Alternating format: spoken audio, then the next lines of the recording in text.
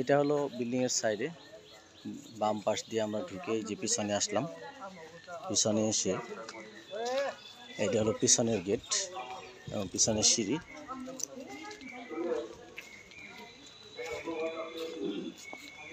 এই যে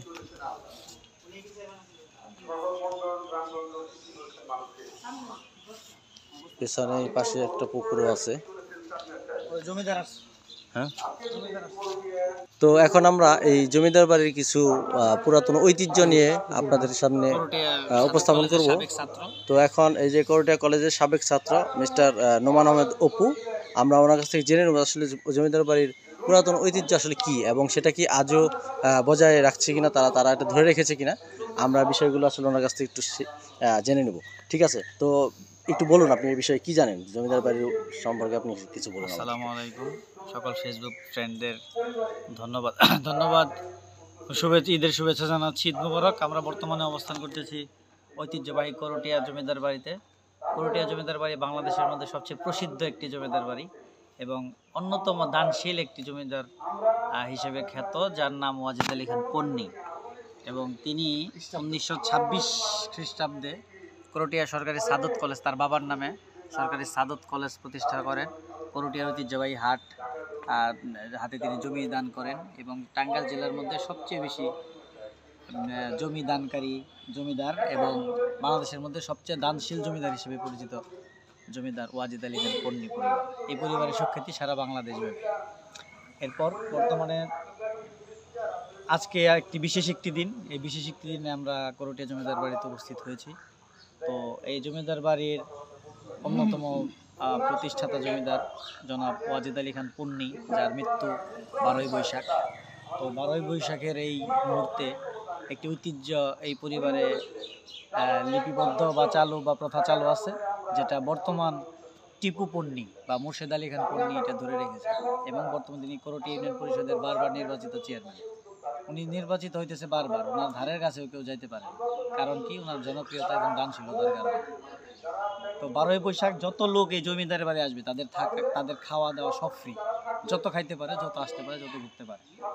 এবং আমাদের যে গুড়াই জমিদার বাড়ি বলি বা সলিমনগর জমিদার বাড়ি বলি, আশেপাশে আমরা মির্জাপুরের জমিদার বাড়ি, সব এই করটিয়া জমিদার বাড়িরই অংশ। এগুলো তারা দান করে দিচ্ছে। তো ধন্যবাদ। কিছুক্ষণ পরে আমরা আবার জমিদার বাড়ি ঘুরে দেখব এবং পরবর্তীতে বাকি আলোচনা করব। ধন্যবাদ। তো ধন্যবাদ মিস্টার নোমান আহমেদ অপু ভাই। তো আপনি আমাদেরকে একটু ঘুরে দেখাবেন যে আমরা আসলে এখানে কি কি দেখতে পাবো, কি কি জিনিস আছে। এখানে অনেক যেহেতু আমি সরকারি সাদত কলেজের অনার্স এর অ্যাকাউন্টিং ডিপার্টমেন্টের স্টুডেন্ট ছিলাম 2006 সালে। তো আবার অনেকদিন পরে এখানে আসতে পেরে আমার নিজের অনেক ভালো লাগতেছে। আমার সাথে আমার মামা আছে, আমার দোলা ভাই আছে। আমরা এখন দেখব। Let's go.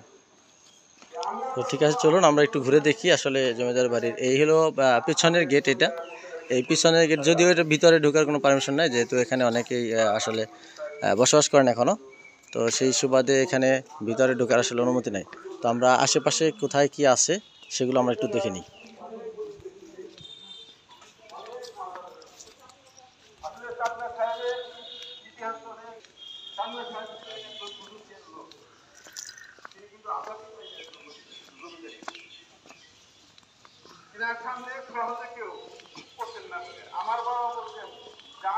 এই যে পুকুরটা দেখতে পাচ্ছেন, এই পুকুরটা হলো আপনার জমিদার বাড়ির পেছনের গেটের ঠিক সামনে পুকুরটা।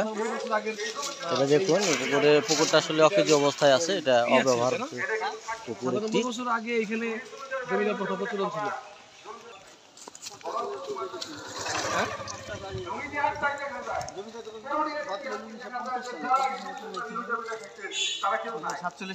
দেশ ভাগ হওয়ার পরেই তো দ্বিজাতি তত্ত্বের ভিত্তিতে দুটো রাষ্ট্র প্রতিষ্ঠা, হ্যাঁ, ভারত পাকিস্তান। তারপরে 47-এর পরে 50 সালে জমিদার প্রথা বিলুপ্ত হয়। তারপরে যে সনাতন ধর্মাবলম্বী যারা জমিদার তারা ভারত চলে গেল, মহিলা জমিদার বাড়িরা সবাই চলে গেল। আজ মুসলিম জমিদার শুরু হয়ে গেছে। 50 সালের পরে ওই যে 62 সালে রেকর্ড হয়ে এই বাড়িটা কি, এই ঘরটা কাছারি ঘর, কর্মকর্তা কর্মচারীরা আচ্ছা। এখানে জমিদার সাহেব যদি আধ্যাত্মিক লাগে লোকই না হতে, তাহলে আজকে এই হাট বাজার স্কুল কলেজ যা কিছু দেখেন সবই তো আমাদের জন্য করে গেছে। তার জন্য কি করছেন? তার জন্য তো আমাদের কিছু করা উচিত। আমরা লাকি যে আজকে এখানে পাইলাম আইসা 12ই বৈশাখ। আমি যেটা মনে করি আর কি, এটা আরেকটা যে আমি অনেক কিছু বললাম, কলা বাগান হয়তো অনেকে মনে করতে লাগতে আগে তো ঢুকতেই দিত না পারে, আর কি। তো সর্বোপরি 12ই বৈশাখ। আপনার মাগফিরাত কামনা করে আমার কথা শেষ করছি। আল্লাহ হাফেজ। এটা সবই তো অংশ, এই যে এইগুলা তো জমিদার বাড়ির অংশ, তাই না? আপনাদের কি বললাম, সুন্দর গোড়াই যে দেখেন সোহাগপাড়া কথা বলার জন্য আপনাদের এলাকা সবই তো এই পরিবারে, ওই যে ইয়ারা পারভেজ পন্নী পরিবারে সব। পারভেজ ছিলেন? আমার কিন্তু নানু বিয়ে করছে পারভেজ। যাই হোক, জমিদার বাড়ি না, আমার আম্মুর হলো খালা বিয়ে করছে।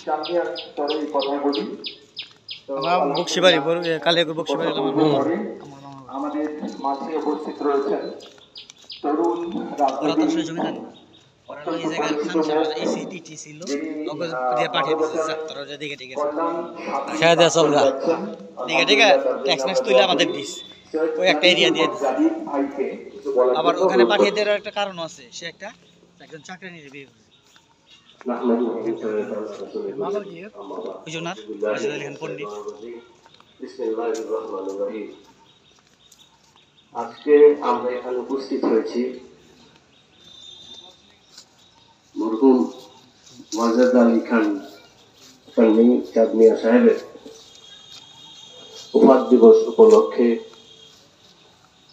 সরকারি করটিয়া সাদত বাজার ব্যবসায়ী উদ্যোগে আজকের এই মিলাদ মাহফিল, আলোচনা সভা এবং পরবর্তী সময়ে একটা ভোজের যারা ব্যবস্থা করেছেন, এই অনুষ্ঠানের সম্মানিত সভাপতি, এখানে উপস্থিত এই পরিবারের সুযোগ্য সন্তান জনাব মোর্শেদ আলী খান পন্নী টিপু সাহেব, এখানে উপস্থিত করটিয়া বাজার সমিতির সম্পাদক সহ সকল সদস্যবৃন্দ, এখানে উপস্থিত আমাদের সকলের পরিচিত আমাদের কেন্দ্রীয় জামে মসজিদের ইমাম সাহেব, যিনি আজকের সঞ্চালনার দায়িত্বে আছেন, উপস্থিত এই অনুষ্ঠানে যিনি দায়িত্ব ভার পেয়েছেন ছবি তুলে না